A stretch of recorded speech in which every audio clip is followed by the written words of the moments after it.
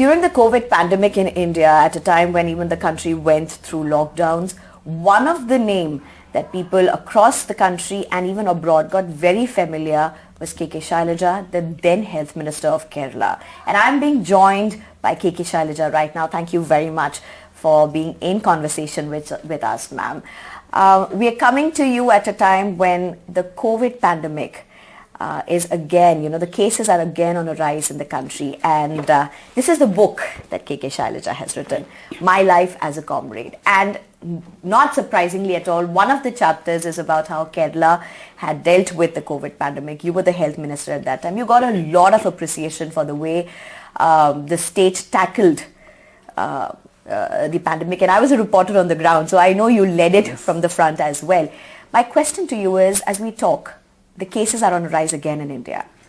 Kerala is reporting bulk of the cases. It's one of the highest reporting the states currently as well. What is happening in Kerala and what should India be doing right now?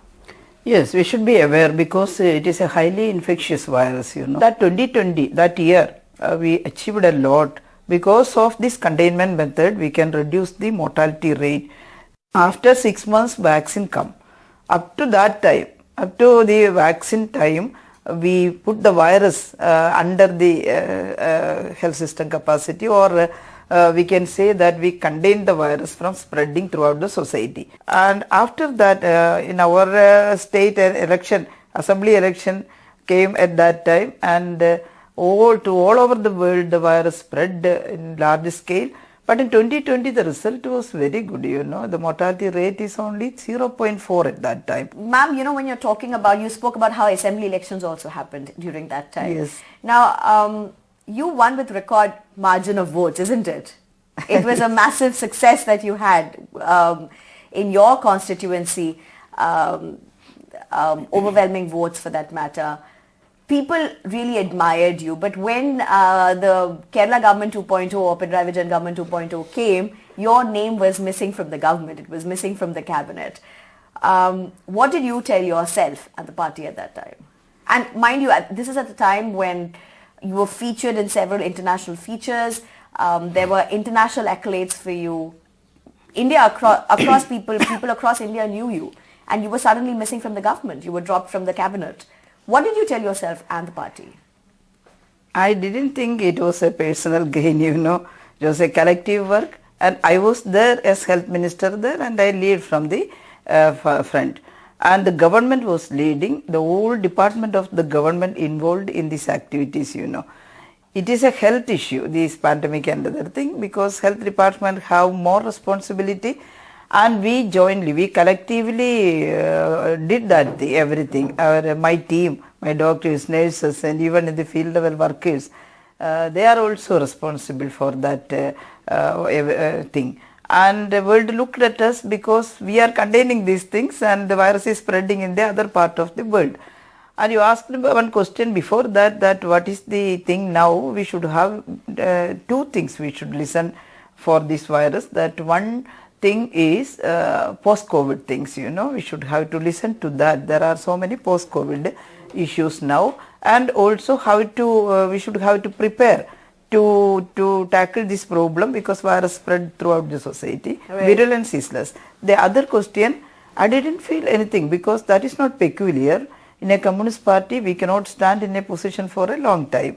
And our party decided, collectively we decided. You had just been a minister, it was your first time that you were a minister, it was not a long time. Yeah, it was just one term. Yes. You're talking about people continuing to be CMs and ministers successively, but it was just one term, it wasn't really a long term. Look, party decided me that time to become a minister. I was only an ordinary worker in my party, I'm a party central committee member, but they decided I should be the minister. There are so many women like me in the society. And this time we decided everyone except the leading person, chief minister, everyone should be new. And nothing new in that, or I didn't. Were you upset? Did it No, upset no, never, because I am working for my... In fact, an excerpt in her book really goes on to say that I saw my berth at the cabinet as an opportunity with an expiry date. So the fixing of problems when I had the chance always felt much more urgent. Do my best, leave it better than I found it, and move on. That's perhaps exactly what you did. Yes. But we're also talking at a time when 2024 is round the corner. It's not very far. Political parties have already started working for the big 2024 elections. You had Prime Minister Modi visit Kerala. Yes. You saw the road march that he did. He walked through the streets of Kochi. He went on to flag off several development projects. All eyes really on 2024. Met with key Christian bishops as well.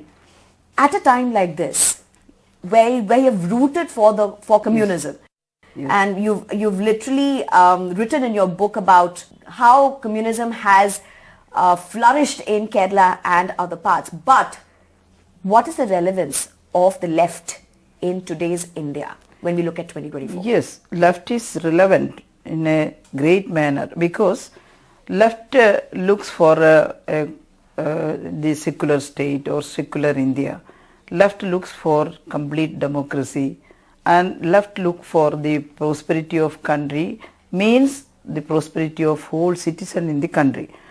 And what is happening in our country, you know, the Narendra Modi's rule, the Sangha Parivar's rule, they are trying to make India a Hindu country, you know, Indian citizens. But you've had Prime Minister Modi and in fact BJP largely reaching out to minorities now. They are, that is the thing, that is the crucial thing, you know, all should understand what is behind that. What is the intention of BJP and Sangha Parivar? They are frankly saying, they are openly saying that they want to make India Hindu India. Hindutva is their ideology. At that This time, ideology, you are speaking about this ideology, and I Yeah. get it. It's something that is ingrained in communist leaders. They stand very strongly by it. But what is the relevance politically? I mean, the left is now restricted to Yes, I am coming zones, to that. particularly I am Kerala. If you're talking about battling the BJP in terms Yes. of their might and the way they have been coming to power successively, does the left really have any relevance? I am coming to that, you know. Left alone can do anything. I cannot do anything, you know, because we are a small party. And in Kerala, we are very strong and our sympathizers are here. And in Kerala, not only left, the most other people are also secular in mind. In Kerala, it is difficult for the BJP to come into power. But we think that BJP is not alone. Behind them, the corporate, these capitalists there. Left never agree for the attack according to the religion or like that. Religious, this fundamentalism, we are not allowing. Left ideology is there. How would you sustain it nationally when your presence is so limited nationally? We always are saying that we are not alone. All should unite, not only the left but also the democratic parties who want the democracy of our country to be protected. They all should unite. We also be the part of them. In Kerala, we are strong. Can opposition come together? A united opposition come together? Of course, you know, one of the big challenges is there are some places where the oppositions are the key rivals in states, like in Kerala. You have the left and the Congress, Yes. in Bengal and other states as well. Some of the oppositions are really fractured because they are the political main rivals, with BJP not really having the big numbers in certain states, Yes. particularly in the south as well. Now, do you think the opposition can come together? That is the danger, you know. If they are not united against this fundamentalism, against this kind of religious fundamentalism, we cannot sustain, you know. That is the danger in our country. They should understand the danger. Our party is always saying that. What is the danger we are facing? Even from the Nehru's time, Nehru said the real threat we are facing in future will be from this communalism. Correct. I mean, that's one of the lines you have written in your book, where you Yes. said Nehru got irritated when congressmen went to him, Yes, yes. saying you are constantly saying communism, communism, communism, but Yes. it's communalism that is the biggest threat. Biggest threat. We should realize that we are not against any individual people, either our Prime Minister or anyone in any other party. We are not against any person, you know.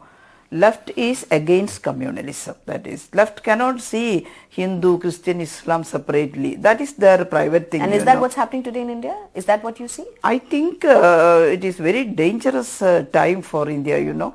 The Indian citizens should understand what is happening around them. And do you think opposition can manage to do this for 2024? They should. I cannot Can say. they? Do you think politically? You are a very Yes.